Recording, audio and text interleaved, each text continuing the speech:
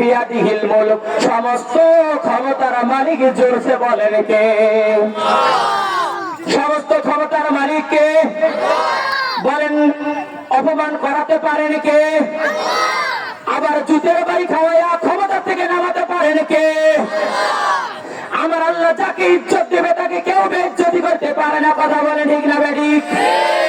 আমার আল্লাহ যাকে বেইজ্জতি করবে তাকে পাহারা দিয়ে ইজ্জত দেওয়া যায় না। কথা বলেন ঠিক না বেঠিক? তাবারাকাল্লাযী বিয়াদিহিল মুলক ওয়া হুয়া আলা কুল্লি শাইইন কাদির। তার সমস্ত ক্ষমতার মালিক বলেন কে?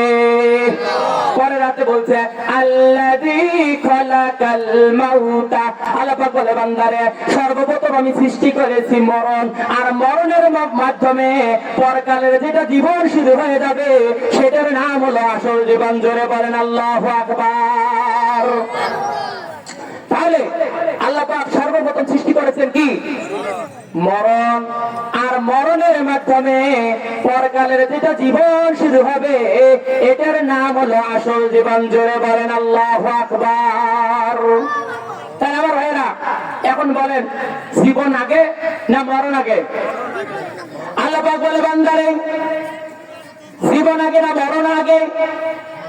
ভালো করে জেনে নাও, আমি আল্লাহ বলেছি আল্লাযী খালাকাল মাউতা, আগে সৃষ্টি করলাম মরণ, আর মরণের মাধ্যমে যেটা পরকালের তোমার জীবন শুরু হবে এটার নাম হলো চিরস্থায়ী আখিরাতের জীবন। জোরে বলেন আল্লাহু আকবার।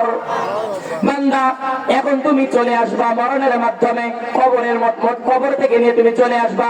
আমার ভাইয়েরা আখিরাতের যতগুলো মানজিল আছে এই মানজিল গুলোর মধ্যে থেকে নিয়ে সর্বপ্রথম যেটা মানজিল এটার নাম হলো কবর। কথা বলেন ঠিক না বেঠিক? যারা কবরের মধ্যে ছাড়া পাবে তারা হাশর মিজান ফুলসিরাতের মধ্যে ছাড়া পাবে। কথা বলেন ঠিক না বেঠিক?